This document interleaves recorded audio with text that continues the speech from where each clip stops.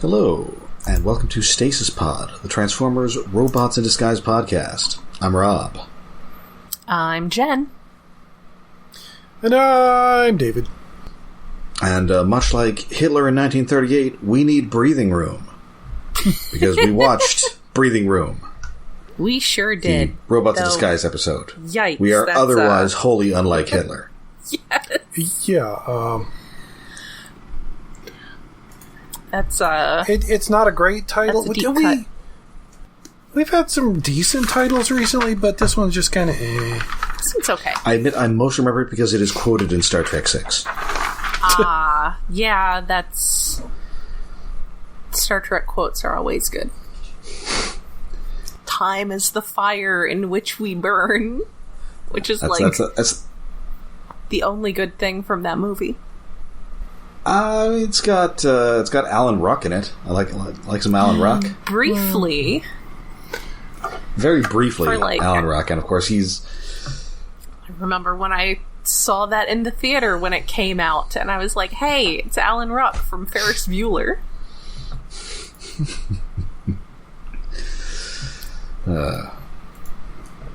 Yeah, the movie that did not quite break the good movie... even movies good, odd movies bad pattern of Trek movies. It did not. And then Nemesis totally ruined it by being terrible. Yes, by being an even movie that was not good at all. Oh. Well, I think it's just that the Next Generation movies don't really have a good one. I'll get behind First Contact. Yeah, I enjoyed First Contact. Yeah. It's okay. And then Insurrection isn't terrible, it's just like a pretty okay two-parter that you had to pay for to see in a theater. Yes. Yeah. It's like an adequate episode that they decided to make into a movie, which, I mean, I guess was probably what you were going to get with Next Generation, considering. Well, but also it's like the very first Star Trek movie is just an episode redone, movie length, with some interminably long scenes. So you need to do better. You need to do Wrath of Khan. You need to play off of something that was already there. I'm not sure I've ever actually stayed awake for the entirety of the first movie. So I'm not sure if I've ever stayed awake entirely through the length of that space dock scene. Well, there was a sci-fi movie marathon back in Columbus one time where that was the last movie they showed, and that seemed profoundly unfair. It's nap time. Go home. It's time for that'll get you ready to go home and have a good rest of the day sleep. You don't have to go home, but you can't stay here. No. So anyway, we watched an episode. Yes, Breathing Room. This is the 18th episode of season 3-ish of Robots in Disguise. Whatever you want to call it. It continues to be 4 according to YouTube, so if you happen to be using YouTube to watch along, that is going to be season 4, allegedly. Yes. First aired September 16th, 2017. Don't mind... We keep getting closer to the future. Yes, there's doggy noises in the background. Very exciting. Yes, dog stuff is happening. Dog things are occurring. Yes, we are rapidly approaching... the current decade. It's going to feel weird when we finally get an episode that's in 2020 or something. Or wait, was there a show in 2020? I don't remember. I'm going to say Cyberverse because it felt like Cyberverse was on forever. Oh yes, Cyberverse was around. Was that? Yeah, Cyberverse was on there because I definitely remember catching up on Cyberverse from the COVID closet at work. And this. Written by Julie McNally Cahill and Tim Cahill. They're married, and they both have fairly extensive animation resumes, and they've worked on many of the same shows. Littlest Pet Shop, My Gym Partner's a Monkey. Oh, yeah. So lots of, the hub stuff.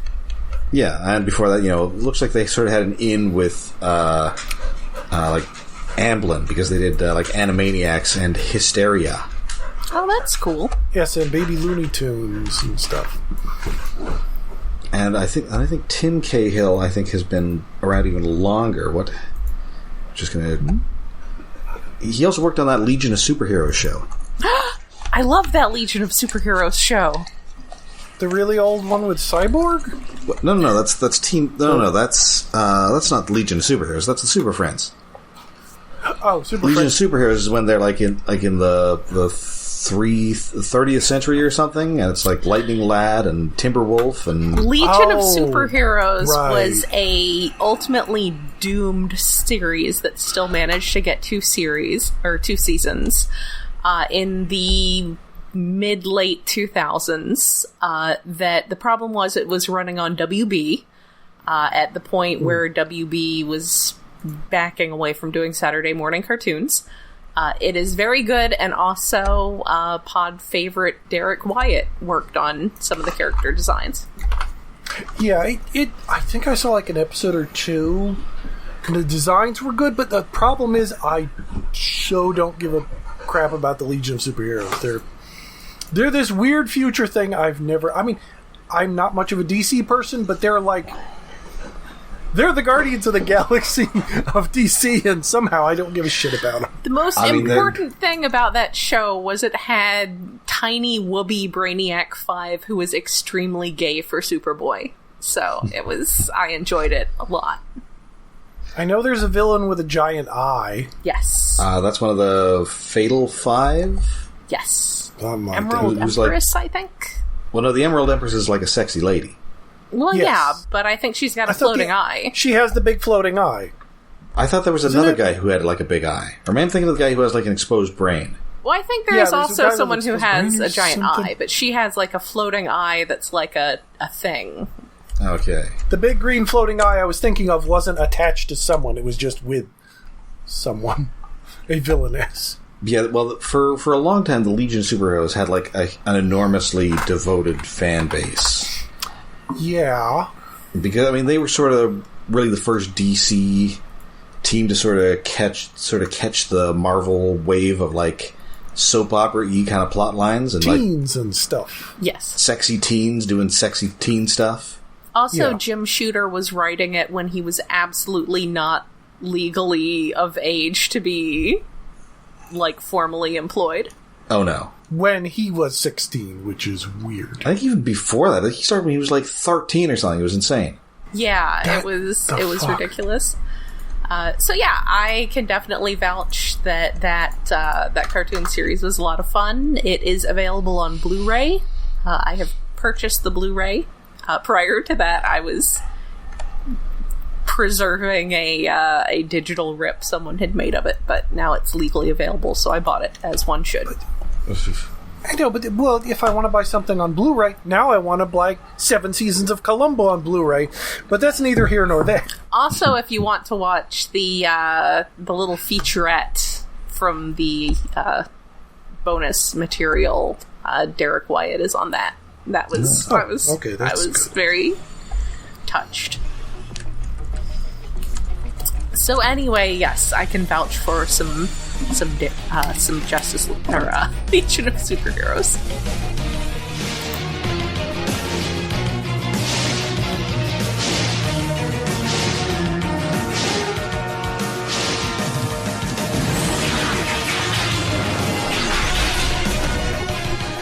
So anyway, they worked on this, and at this point we are sort of continuing very serially from where we left off in previous episode Exiles, in which the Autobots' home base of the Scrapyard, which had been their base of operations and home away from home since the beginning of the series, has been totally trashed by their oldest Decepticon foes, the Pack.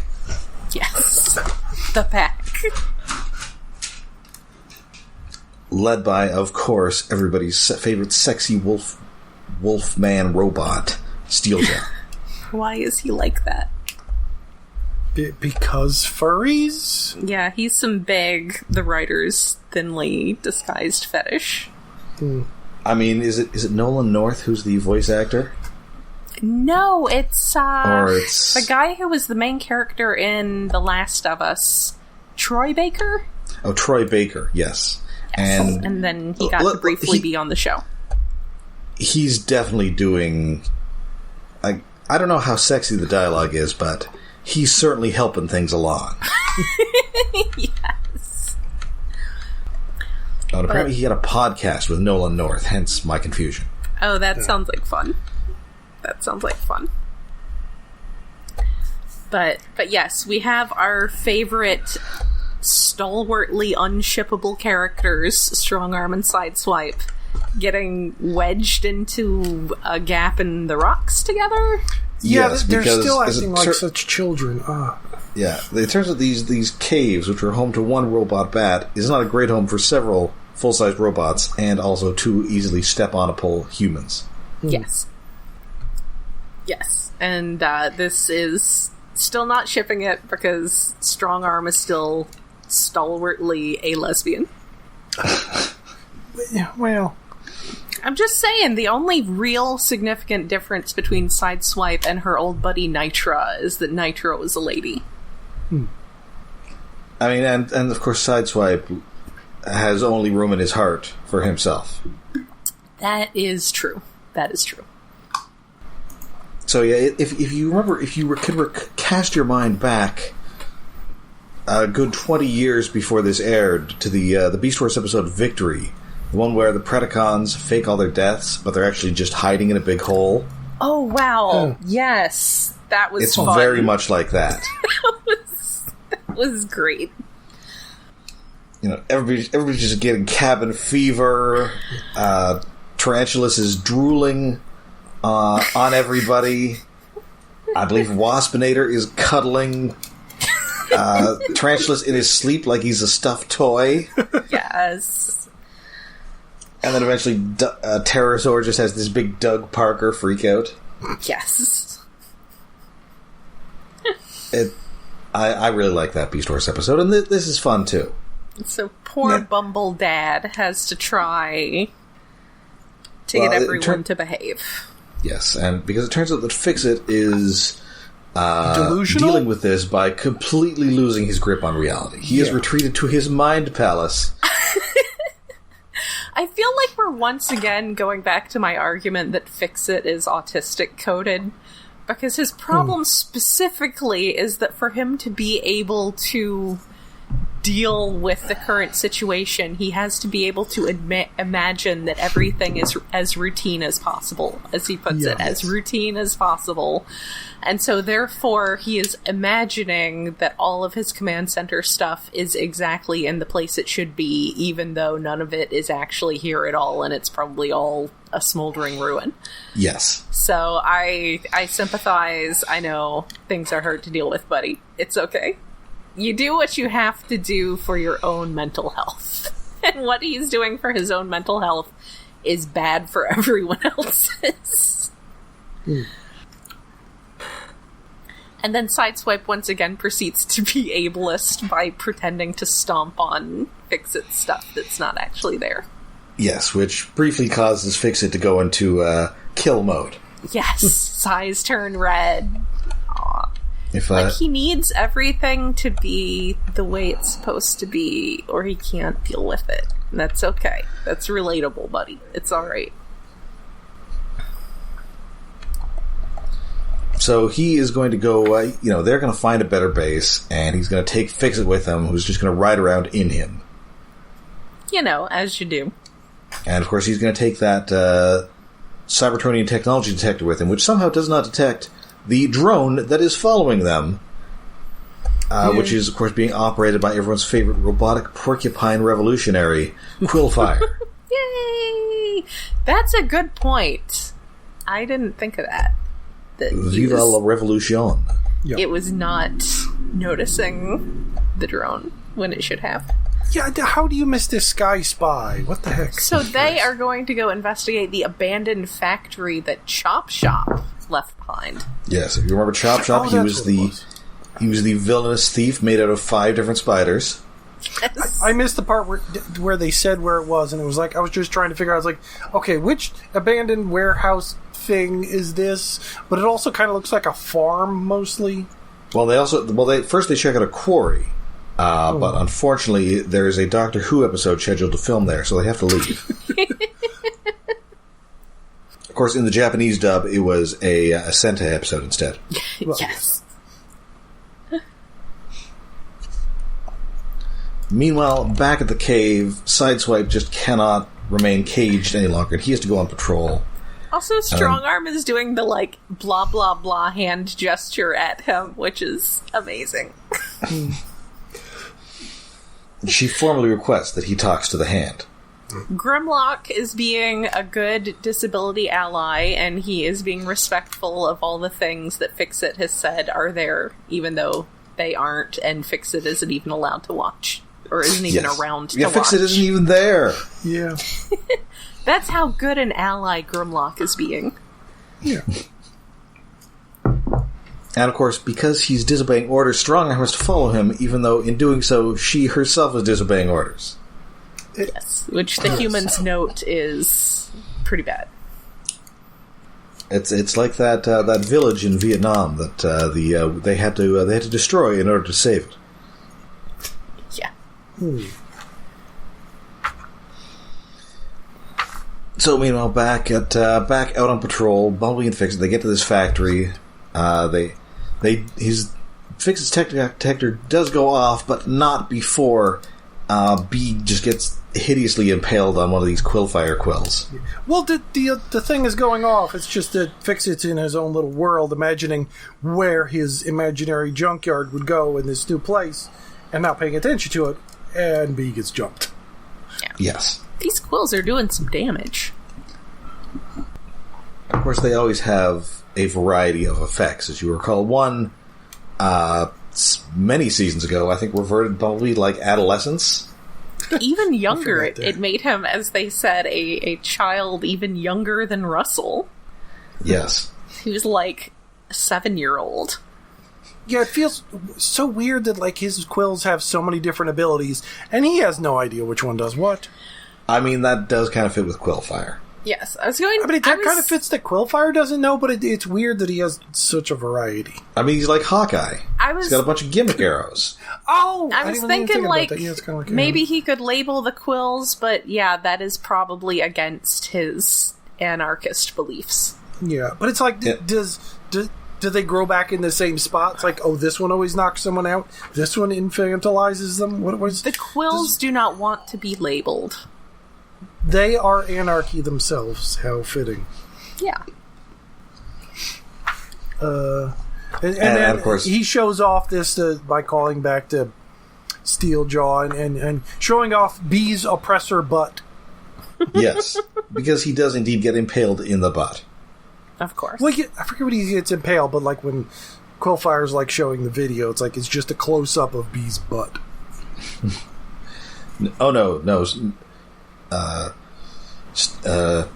Quillfire, no. Could you zoom in a little closer? Maybe get a better angle on that. Because Steeljaw, there's a lot of sexual tension in his rivalry with Bumblebee. There's a lot of sexual tension in literally everything he does, but yes, also specifically in his rivalry with Bumblebee. It's getting to be one of those rivalries.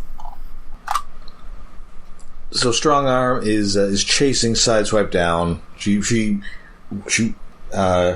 orders this common, poorly painted, average vehicle to pull over. That's so mean. Yeah, but it's so her. She's gonna be mean.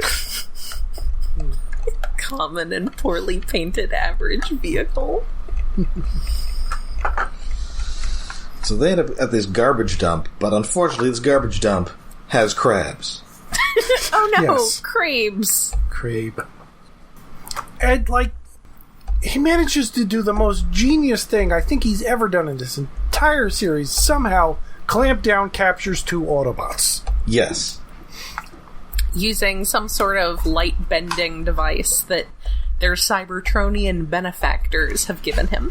Yes. But he might as well have had a little dish with free birdseed planted in front of it. Yeah, it is that kind of level. You'll never more easily catch 2 Autobots in your life. No.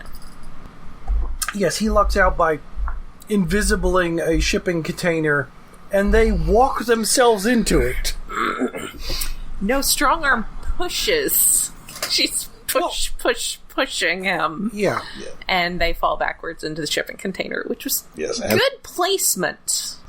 If this were any other two characters, or if Greg Wiseman were writing this episode, this would be kind of an, oh no, I'm trapped in this box with my antagonistic crush. Yes, face to face, really close. Can barely move. I really appreciate that we are 4 seasons in, and it's still not happening. There's still no spark. The best you can get out of them is putting up with each other. Like it's more of a brother-sister kind of relationship. Very much so. So they get hauled off in this box. They mostly just they can't think of any. Sideswipe tries to think of something, but he can't stop making thinking noises, which is amazing. Also, Strongarm, Sideswipe notes that it's ironic that they are stuck in this box together, and Strongarm says that she hates irony. Anyway, it's a funny voice acting job from Darren Criss doing these thinking noises, which eventually prompts Strongarm to just turn on her sirens. Yes. So everybody ends up in the subways, which is where the Decepticons, I guess, have their base.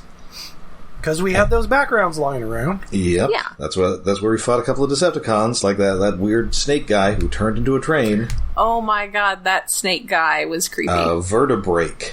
It stole Sideswipe's body. Yeah, for some reason, lately, like every time I turn on Pluto TV on the Transformers channel on a weekday, that's the episode that's on. And I'm like, that dude's creepy. It is really weird that this show reuses backgrounds so much when, like, they're painted backgrounds with CGI characters. It's odd. I mean, maybe they were getting to the end of the show, and I guess they're going to need a bunch of new models for the bad guys towards the end of this. Yeah, but it's just also weird, like, so early in the show, there were, like, so many animated flourishes, like, they draw a fish jumping in water or something, or a bird flying that was actually hand-drawn or something. And now we're just recycling backgrounds. It's like... Well, we're getting close to the end. Yeah. We're running out of steam.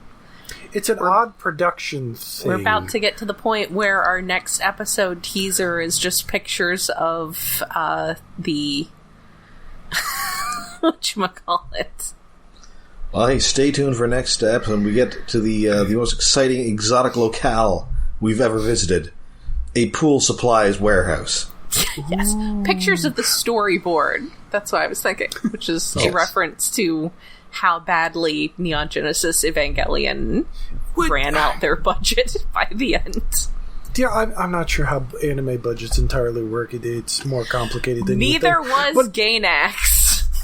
Okay, admittedly, Gainax there's some weird things going on there every once in a while, and part of it was like them reselling things later on just to get money to buy action figures or something. Anyway, what I'm trying to get at is that it's weird to notice such a reuse of backgrounds in a show. It just strikes me as odd. It's like it's not something I would notice in most other shows because it doesn't happen a lot, unless it's like the junkyard. That you see the junkyard backgrounds all the time makes sense because it's a main scene. I mean, you got subways. There are subways. They're a thing that exists. I guess things happen but there. Like the warehouse they were investigating is also there. Anyway, I'm derailing. Do we get to the laughing gas quill yet? Yeah, that's. Oh no! Wait, that happens. That is here. Yeah. So he's in the subway. Steeljaw is trying to sexily torture him. Woo. He does not treat him, I guess maybe because Bumblebee does not have antlers, he does not get the treatment that Thunderhoof got last episode. No. Which was, oh my goodness. He does get shot with another quill. Yes, just shot him with which a just in makes this him... episode it's more... Steeljaw is more just really angry at Bee. Yes. Wants to do him harm. And just makes him break out into, like, unhinged Robert De Niro and Cape Fear laughter. Sexy harm. Yeah, well, there's one harm in this episode he wants to do that is very much not sexy. But that comes near the end. Yes. Or, well, not actually. Anyway. And it's at this point that Fix-It drops in, and he tries to pass himself off as Bleep Bloop subway maintenance bot. Yes. They chase him, and that now distracts them, allowing Bumblebee to sort of get better, and to tell Sideswipe and Strongarm to sort of inch their container closer, which they kind of do, and then knock it over. I like that no one is sold on him being a subway maintenance bot. Because he's clearly a generic minigod. Yeah. And then I was half expecting the container to fall on Bumblebee. Like fall on his hand or something. That would have been very slapstick. But anyway, we have a very short Die Hard starring Fix-It sequence. Fix Hard. He's such a good boy. And then Fix Hard with a vengeance. So yeah, he totally just knocks down a bunch of, sort of causes a cave-in on Clampdown and Quillfire, and then fools Steeljaw by doing the Quillfire insignia Zorro thing. Yes. Yeah.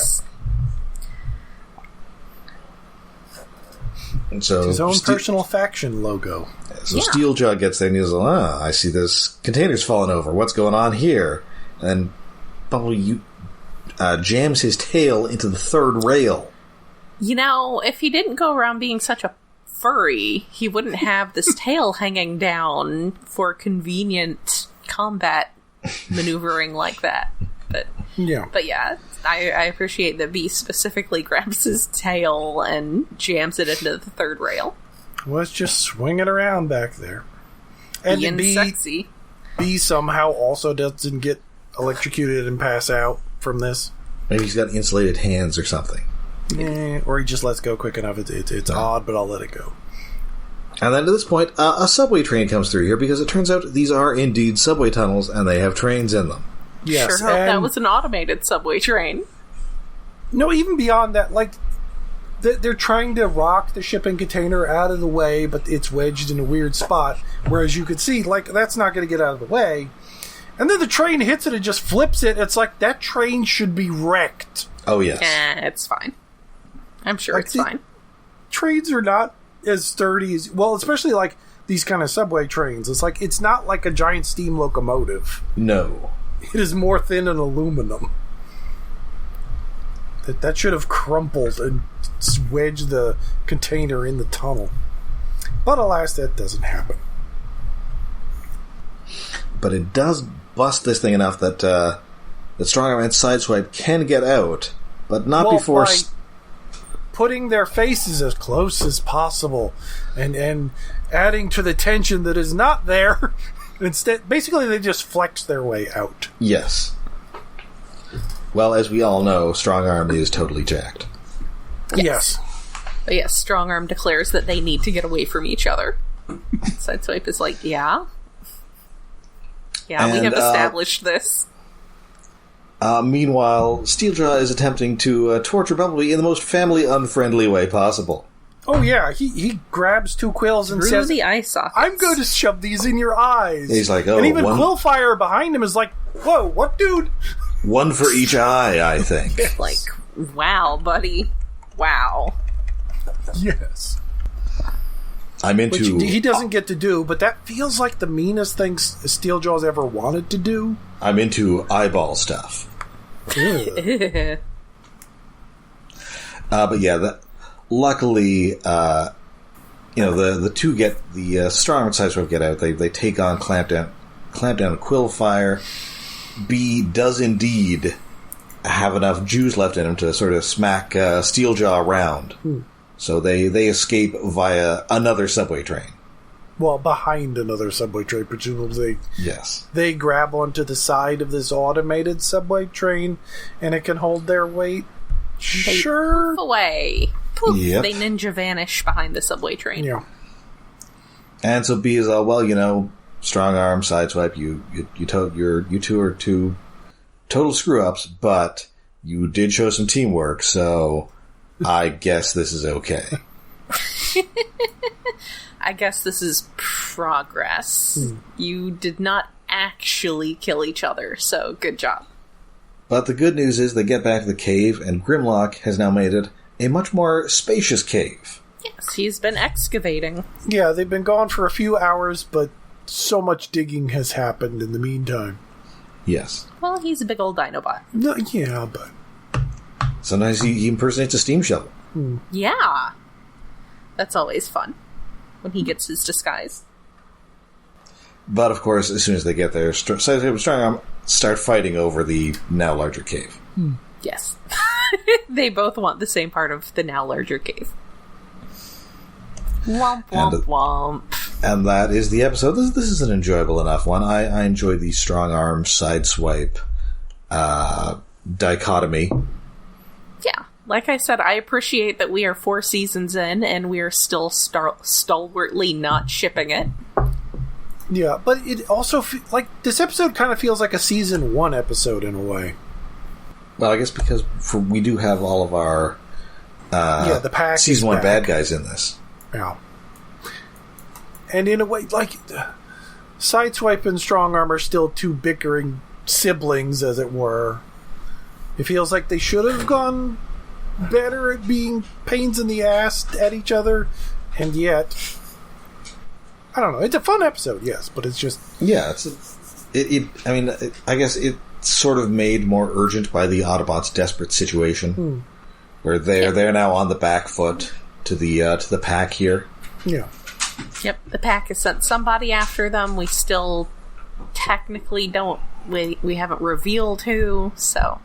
No. Yeah. It was a good episode, fun character stuff, just, not a lot progressing the meta plot for sort of nominally a meta plot episode. Now we are going to get some more information on who is behind the pack this time in our very next episode. Dun dun dun. But until then, let's check in with David's Tokusatsu Corner. Oh yeah, since we missed last time. This time on 1, 2, 3, 4, 5. 5-man Deadly Flip Turn. Deadly, huh? Yes. Chevy, the previous leader of the bad guys zone, comes in and gives Garo, the current leader of them, a last chance, because you've been fucking up so much. Our Empress Meadow brought me in to take care of shit, and if you fuck up one more time, I'm going to be in charge again. So Garoa goes into their mad scientist lab, where they've been fusing monsters together into the Fusion Franken capsule. The capsule, as it's named this episode. Is it is it like a pill? Is it like a whatchamacallit, the gotcha capsule? Is it a Franken castle? No. It's basically it's the fly telepod thing. It's like 2 pods meld together into one big stasis pod monster. Anyway, he stuck a big gorilla and a big bird monster in there and is doing it all himself, and normally they have their science officer doing it. It's like, you don't know how to do this. Oh, I know, I'll hit the buttons and stuff. And he kind of did it wrong, because normally you have the monster gets fused, a left side and a right side of the 2 monsters. This is front and back, kind of. It's 2 fronts. Oh. So the suit is actually really neat in that it can flip around, and the front's a gorilla and the back's a bird, and they're fighting over which one of them is the front. So we have a combination gorilla chicken. Great, as you see in nature. Yes, exactly as you see in nature. Things are going to get real awkward when he has to go to the bathroom. Yeah.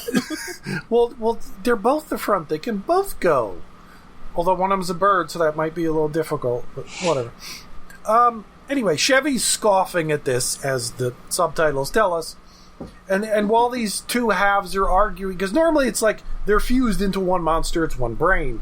seemingly. But now they have two brains, they're arguing, and they're spinning around, and in the process of doing that, they're creating hurricane force winds as they spin. It's like, oh, that's actually useful.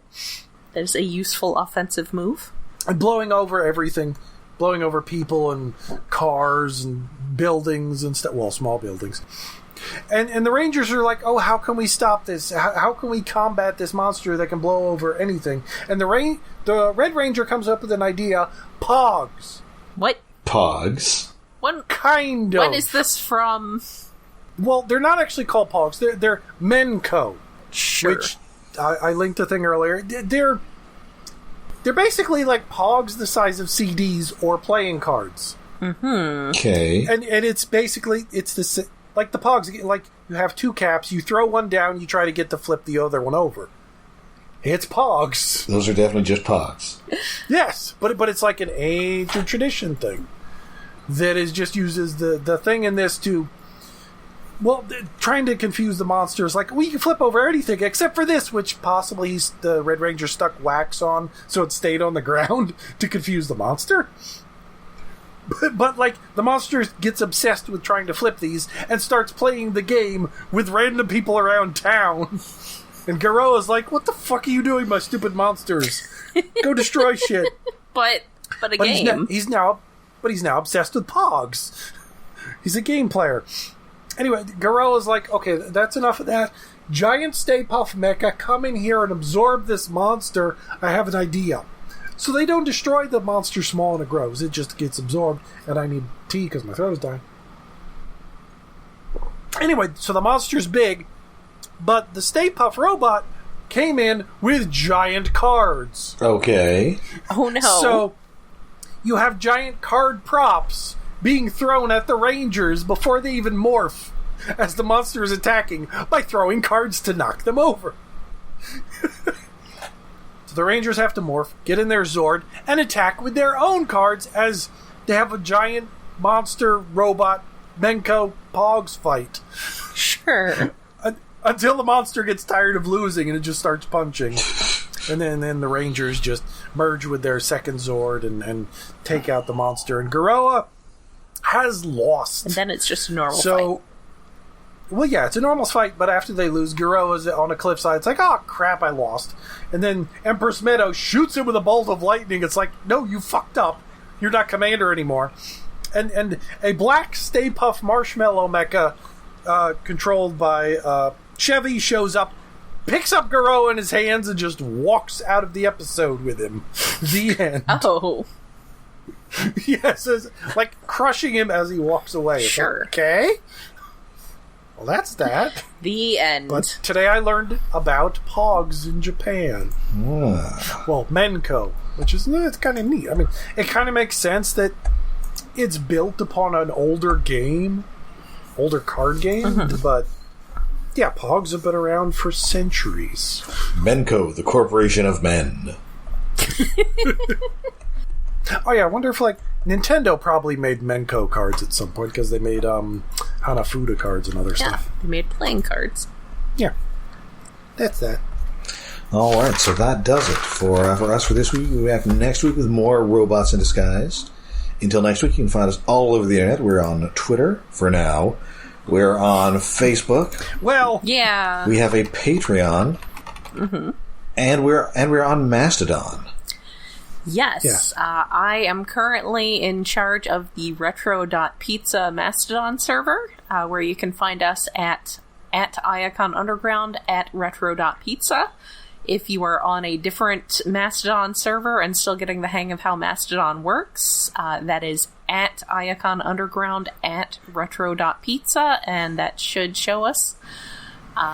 And we're all on Blue Sky now, too, I think? I'm not yet. Okay, I mean, I'll probably reserve a handle there, but yeah. I can't. Yeah, I know. I just got it, like, yesterday. I don't plan on using it much, but Twitter is bad, so it's like I have a spot there. I got on Threads, and admittedly it was the first day, but it just immediately started showing me all this sponsored content for reality TV shows, and I was I don't no want thank to do you. Threads. And Blue Sky just so far seems like a wonky Twitter or a much shittier Mastodon? I like Mastodon. I'm enjoying Mastodon a lot. So we are hosted on iaconunderground.net, where we have a Patreon set up to help with hosting and other expenses. That is at patreon.com/iaconunderground. For the month of August, you can hear us having very strong feelings about Guardians of the Galaxy Volume 3.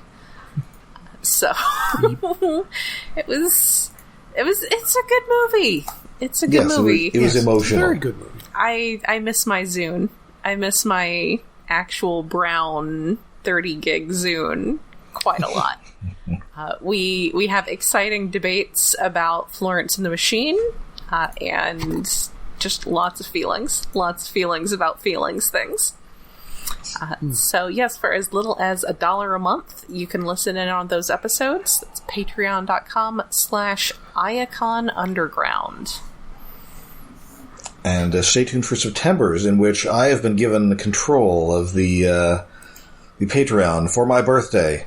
And that's will be taking us to a somewhat forgotten corner of the Spider-Verse.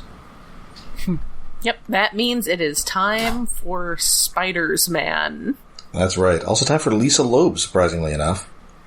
Yeah. Fun. All right, so until next time when we are preparing for departure, I'm Rob. I'm Jen. Ready to take off. I'm David.